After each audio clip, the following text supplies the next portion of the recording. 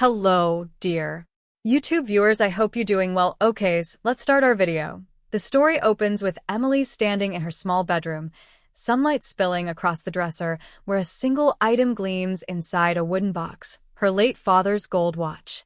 It isn't just a piece of jewelry, it's a family heirloom, worn by her father every day until the moment he passed. On his last night in the hospital, he took her hand and whispered, "Keep this close. It's a reminder of who we are, not what we have." Since then, the watch has been her most treasured possession, a physical link to the man who taught her the meaning of integrity and quiet strength. Every tick of the second hand feels like his voice echoing softly in her memory. After her father's passing, Emily moves back home for a while, hoping to help her mother Linda adjust to the new life she's built with Greg, Emily's stepfather. Greg isn't cruel, but he's the kind of man who believes money solves everything. His son, Tyler, from a previous marriage, has recently moved in as well, a 20-something college dropout with big dreams and little discipline. Emily tries to fit in, to be part of this blended family, but there's always a distance between her and them. Linda avoids tension and spends her days trying to keep everyone happy, often at Emily's expense. At dinner, Tyler dominates every conversation, bragging about half-finished business ideas and his plans to become the next big thing. Greg beams with pride every time his son talks, while Emily quietly finishes her food, feeling invisible. She spends most evenings in her room, finding comfort in routine, reading, working, and occasionally winding her father's watch so it never stops ticking. One afternoon, Tyler wanders into her room while she's cleaning. His eyes land on the box sitting on her dresser. "Nice piece," he says with a grin, picking up the watch before she can stop him. "Bet this could sell for a fortune." Emily's chest tightens. "It's not for sale," she says sharply, snatching it back. Tyler shrugs, unfazed. "Just saying.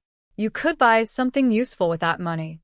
The moment sticks in her mind like a splinter, but she brushes it off. After all, he jokes about everything. Weeks pass, and the house grows louder with Greg and Tyler's new business project. Tyler has come up with an idea to start an online sneaker resale company. Greg calls it a brilliant opportunity. Linda nods along, unsure but unwilling to disagree. Emily watches as money flows from Greg's pocket into Tyler's startup. Fancy camera equipment, sneaker stock, advertising. Yet nothing tangible ever seems to come of it. Tyler spends most of his time scrolling through social media, claiming it's market research. One evening, Emily overhears a heated conversation in the living room. Tyler's business is running out of cash, and Greg refuses to invest more. "I've already put enough in," Greg says.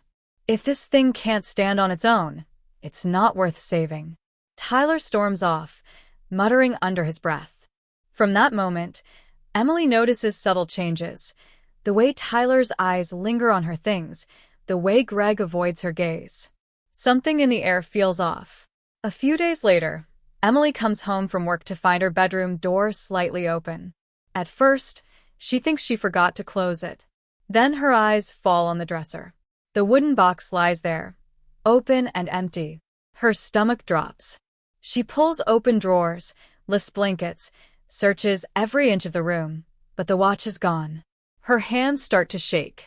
She bursts into the living room, heart pounding. "Where's my dad's watch?" she demands. Greg looks up from the television, surprised. "What watch?" he asks, feigning ignorance. "The gold one. The one my dad left me," she says, her voice breaking. Linda stands up, wringing her hands. "Emily, calm down. Maybe you misplaced it." Tyler, lounging on the couch, smirks faintly without looking away from his phone. "You sure you didn't just lose it somewhere?" The air feels heavy with denial. Emily's eyes move from one face to the next, searching for guilt, for honesty, but all she finds is silence. In that moment, she knows. They sold it. Her father's last gift, traded for cash to prop up Tyler's failing dream. She retreats to her room, the emptiness in her chest deeper than she's ever felt. The box sits on the dresser, the velvet inside flattened where the watch once rested. She lifts it, pressing it to her chest as tears spill down her face. "Dad," she whispers softly, her voice trembling. I'm sorry. The house around her feels foreign now, walls built on pretense, a family bound by convenience instead of love. Somewhere downstairs, she hears Greg laughing at something Tyler says, and the sound cuts through her like glass. The clock on the wall ticks loudly, filling the silence that her father's watch once did. In that sound, she feels both the loss of time and the start of something else, a promise to uncover the truth, no matter the cost. The following week feels like a blur for Emily. Every morning, she wakes with the same sinking feeling, the empty spot on her dresser reminding her of the watch's absence. The air in the house feels different now, thick with secrets. Greg and Tyler move about as if nothing has happened, while her mother avoids her gaze entirely. Emily can't shake the image of Tyler's smirk the night she discovered the theft. That expression is burned into her mind like a scar. She begins her search quietly, not telling anyone where she's going. One by one, she visits every pawn shop in town, describing the watch in meticulous detail, a gold vintage piece, initials JR engraved on the back, a small dent near the clasp. Most owners shake their heads or give her sympathetic smiles. A few glance toward the back shelves, thinking, then say no. By the end of the third day, her hope begins to fade. On the fourth day, Emily walks into a small, dimly lit shop tucked between a bakery and a laundromat. The place smells faintly of old leather and polish. Behind the counter stands a middle-aged man with silver hair and kind, watchful eyes. His name tag reads Mr. Delgado. She repeats her description as she has dozens of times before. It's engraved with the initials JR, right near the clasp. There's also a small dent. Before she finishes, Delgado's brow furrows slightly. His fingers pause over the ledger he's writing in. He doesn't speak right away, and when he does, his tone is careful. That's a very specific description, he says slowly. You said it belonged to your father? Yes, Emily answers, watching his face closely. He passed away. It was all I had left of him. Delgado nods, still quiet, his eyes flicking toward a locked glass case behind him. Then he clears his throat and closes the ledger. I'll need to check my records. Sometimes items come through that match descriptions like that. Leave your number. I'll call you if I find anything. There's something in his voice, a hesitancy that doesn't match his polite smile. Emily can tell he knows more than he's saying, but she also senses a cautious decency in him, as though he's trying to protect someone or follow a rule he doesn't agree with. She thanks him softly and leaves her contact information, choosing not to press further. As she walks out into the street, a strange mixture of hope and dread takes hold of her. That evening, back home, the atmosphere couldn't feel more different. Greg and Tyler are celebrating the launch of Tyler's sneaker business, complete with pizza boxes, beer cans, and loud music. Tyler boasts about potential investors, while Greg laughs proudly. Linda hovers nearby, her expression forced, the same nervous smile she always wears when she's pretending everything is fine. Emily stands at the edge of the room, silent, watching them toast to their success. Her eyes settle on her mother, who avoids her gaze once again. When Emily finally speaks, her voice cuts through the noise. So, how's the funding going? She asks flatly. Greg chuckles. We managed. You know, when a family works together, great things happen. The words hit her like a slap. Her mother gives her a pleading look, as if asking her not to start. But that expression tells Emily everything she needs to know. Her mother knew, maybe not the full details, but enough. She retreats to her room, shaking, tears stinging her eyes. It isn't just Greg and Tyler's betrayal anymore. It's her mother's silence. The realization that the one person who was supposed to protect her looked away instead. That night, she writes in her journal for the first time in years. She promises herself she won't rest until she has proof. Proof of what they did. Proof that she isn't crazy. 2 nights later, Emily's phone rings close to midnight. The number is unfamiliar. She answers hesitantly. Miss Reed, a man's voice says. Yes, this is Mr. Delgado. I think I have your father's watch. But you should come down here, there's something you need to see. Her heart skips a beat. "I'll be there in 10 minutes, she says, grabbing her coat before he can reply. The streets are nearly empty as she drives, rain streaking across the windshield. Her fingers tremble on the steering wheel. Part of her wants to believe this is a misunderstanding, that her family isn't capable of such cruelty. But deep down, she already knows the truth. When she arrives, the pawn shop is dark except for a single light at the counter. Mr. Delgado unlocks the door for her. Without a word, he gestures for her to follow. He opens a drawer behind a glass display and gently places something wrapped in cloth on the counter. Emily unfolds it with shaking hands. The gold watch glimmers under the light, faintly scratched, but unmistakable. Her father's initials still shine through the engraving, Jr. For a moment, she can't speak. Her throat tightens as tears blur her vision. "This is it," she whispers. Delgado hesitates before speaking. "There's more," he says quietly, pulling a USB drive from the register. "I keep security footage for every transaction. You might want to see this." He inserts the drive into a small monitor. The grainy black and white footage flickers to life. Emily leans closer, and her breath catches in her chest. There, on the screen, are Greg and Tyler standing at the counter, handing over the very same watch. Greg fills out the paperwork while Tyler counts the cash. They laugh as they leave. Emily's knees almost give out. Delgado catches the edge of the counter, steadying her.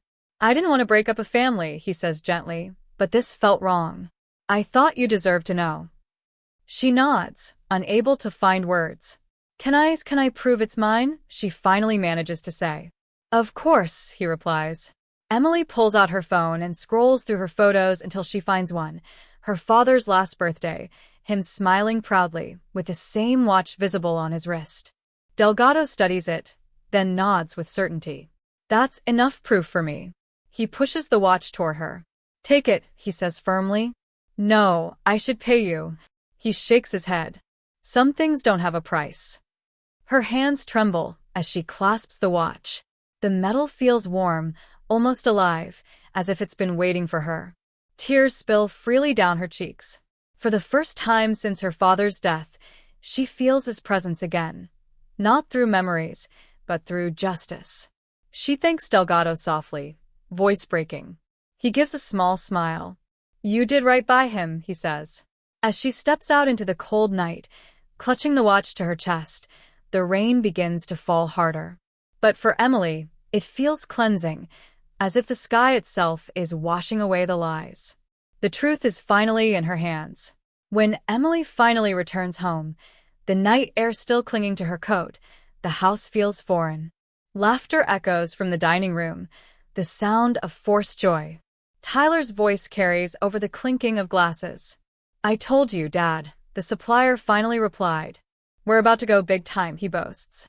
Greg claps him on the shoulder, smiling proudly, and Linda hovers between them, her smile thin and weary. For a brief moment, Emily stands by the doorway, unnoticed, watching them bask in their self-made illusion. Her heart is a tight knot of fury and calm all at once. She walks toward the table, every step deliberate, her father's watch cool and heavy in her hand. The room goes quiet when they notice her. "Oh, Emily," Linda says a little too brightly. "We were just about to eat. Sit down." Emily doesn't reply. Instead, she pulls out a chair, sits down, and sets the watch on the table.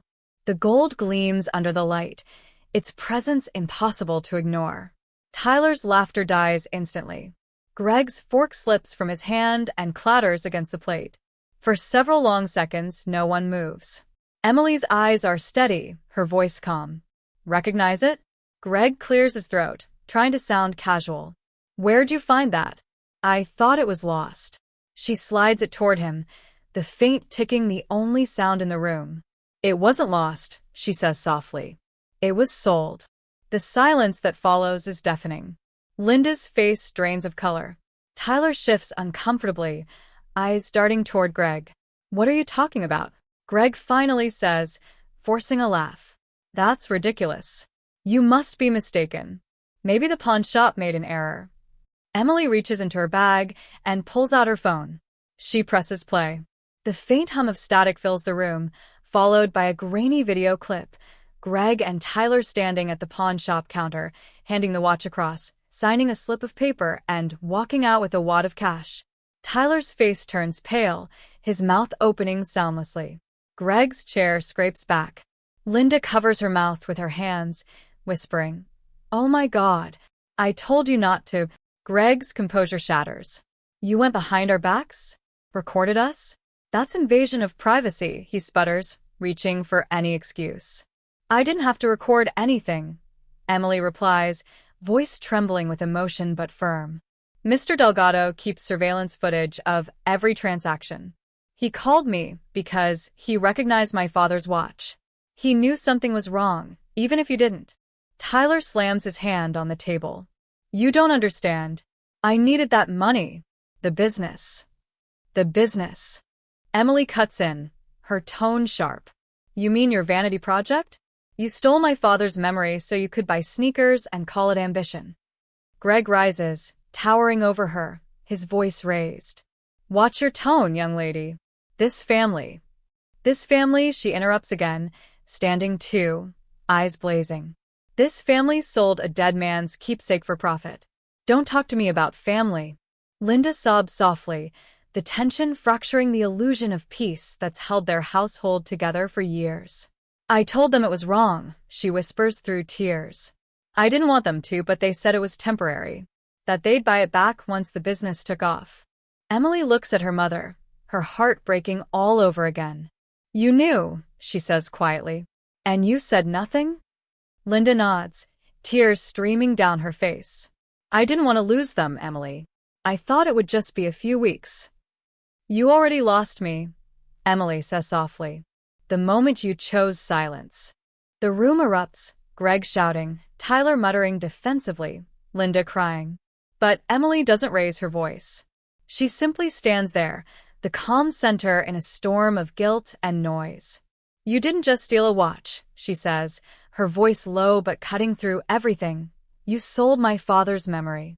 No one answers. Greg's anger dissolves into shame, Tyler can't meet her eyes, and Linda's sobs fill the quiet that follows. Emily turns and walks to her room. She pulls out a suitcase and begins packing, her clothes, her books, a framed photo of her father smiling in the backyard, sunlight on his face. The watch rests on the bed beside her as she folds her last shirt. A soft knock sounds at the door. Linda stands there, eyes red and swollen. "Please don't go," she whispers. "You're all I have left. I was just afraid. Afraid to lose both families." Emily looks at her mother, the pain in her voice replaced with something gentler but resolute. "You already did, Mom." Linda's lips tremble, but she says nothing. She steps back and Emily closes the suitcase.